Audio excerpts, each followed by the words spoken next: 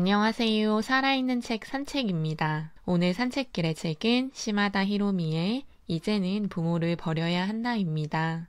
제목부터 강렬한 상상할 수 없는 일이라고 느껴지게 만든 책이었는데요. 하지만 그럼에도 불구하고 정말로 이제는 생각해봐야 하지 않을까 하는 생각도 들었습니다. 초고령화 사회로 인해서 간병살인, 고독사, 무연사 등이 생기고 있는 일본에서 출판된 책이지만 우리나라 역시 초고령화 사회로 진입하면서 무관하지 않다는 생각이 들어 무거운 제목의 책이지만 오늘 산책길의 책으로 소개하게 되었습니다. 저자인 시마다 히로미는 종교학자이자 작가로 도쿄대학교 종교학과를 졸업했다고 합니다. 통과의리의 관점에서 종교 현상을 분석하는 일에 관심을 가졌으며 퇴직 후 집필활동에 전념했다고 하는데요.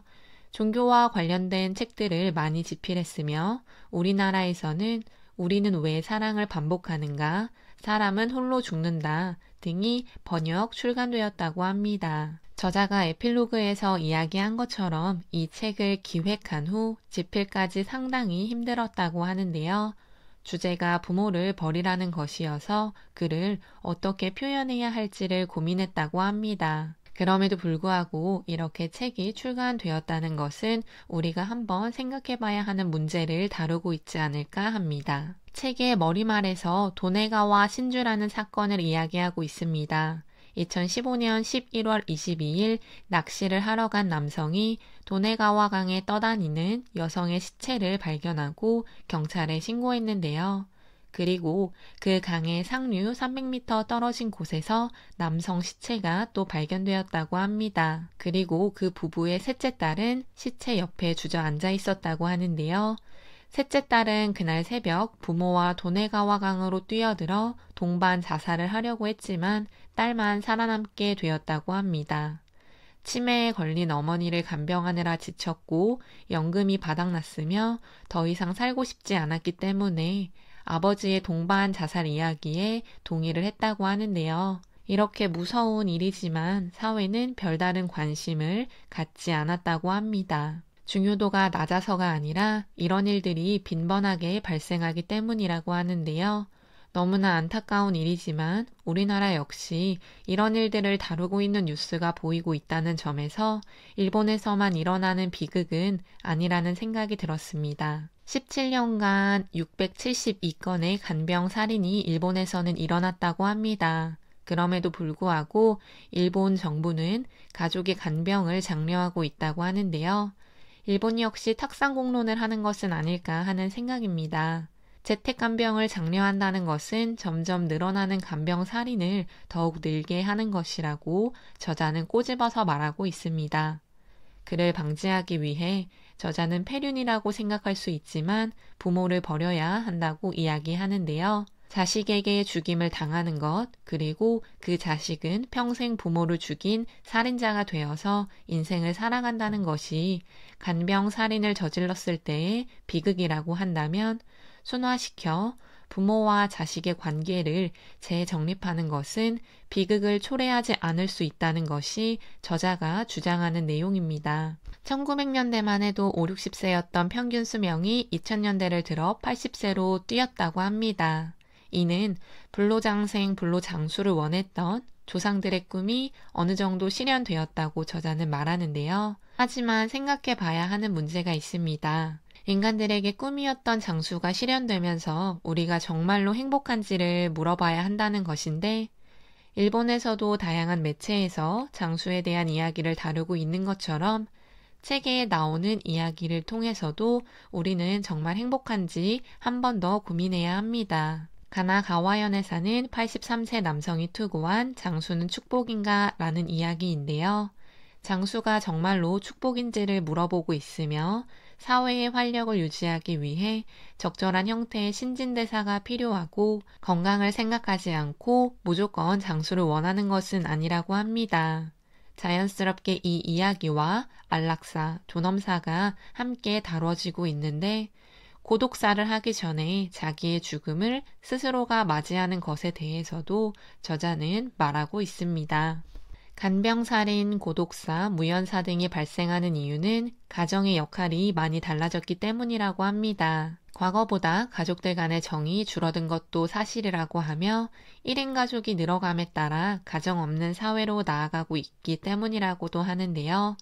성인이 되어 도시로 넘어가 자기의 직업을 가지고 혼자서 살던 청년들이 결혼을 하고 스스로의 가정을 꾸리면서 살아가는 것이 이제는 선택이 되었다고 합니다. 1인 가구를 유지하다가 힘들면 부모한테 기생하러 들어오는 가족의 유형이 많아지고 있는데 그런 과정에서 부모와 자녀의 유대가 예전 같지는 않다고 합니다. 부모에게 얹혀 사는 것에 대한 보답으로 부모를 간병해야 하는 것이라고 책에서는 언급하고 있으며 간병을 하기 위해서 결혼을 하지도 못하고 자기의 삶을 제대로 살지 못하는 자녀들 역시 피해자라고 저자는 말합니다.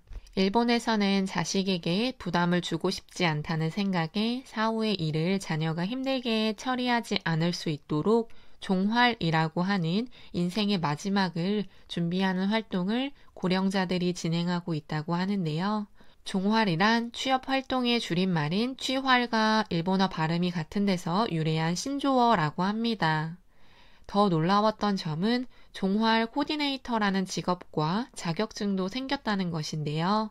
하지만 나이가 들면서 남에게 부담을 주지 않고는 살아간다는 것이 쉽지 않다는 생각입니다.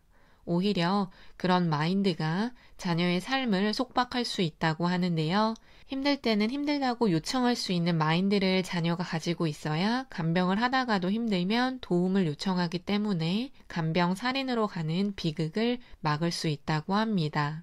1969년 오타 덴레이는 노인의 고독이라는 칼럼에서 사회에 민폐를 끼치며 장수하는 사람들이 많다고 이야기하며 직설적으로 말해 사회 활동도 하지 못하고 아무런 도움도 되지 않는 사람으로 살아가는 것은 사회적 죄악이라고 했다고 합니다. 그래서 자살을 긍정적으로 생각하자고 이야기했다고 하는데요. 지금 들었을 때 굉장히 과격하고 비판받기 좋은 주장이지만 그럼에도 불구하고 저자는 정말로 생각해봐야 하는 문제라고 말하고 있습니다. 초고령화 사회에서는 더욱 서바이벌이 필요하다고 이야기합니다. 자녀는 한 사람의 개인으로, 부모도 한 사람의 개인으로 살아가야 한다고 하는데요. 서로에게 기대서는 안 되고 오히려 부모가 자녀에게 해줄 수 있는 배려는 자녀를 일찌감치 독립시키는 것이라고 합니다. 그렇게 해야만 자녀 역시 스스로의 힘으로 살아갈 길을 찾게 된다고 하는데요. 물론 저자도 말하고 있지만 부모가 자녀를 독립시킨다고 해서 모두 성공적으로 자립하는 것은 아니라고 합니다. 그럼에도 불구하고 부모들은 매정해질 필요가 있다고 저자는 말하고 있습니다. 부모와 자식의 관계를 새롭게 설정해야 앞으로의 초고령화 사회를 모두 잘 살아갈 수 있다고 합니다.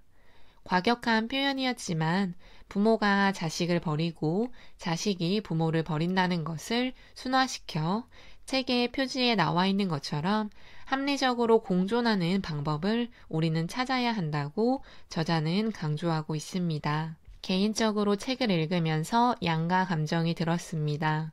어떻게 이렇게 패륜적인 부도덕한 일을 저지를 수 있을까라는 생각이 들기도 했지만 한편으로는 간병이라는 것이 쉽지 않다는 것을 느껴 시간과 돈, 개인적인 생활까지도 포기해 가면서 자녀가 부모를 간병하기 때문에 극단적인 생각을 할 수도 있지 않을까라는 생각이 들었는데요.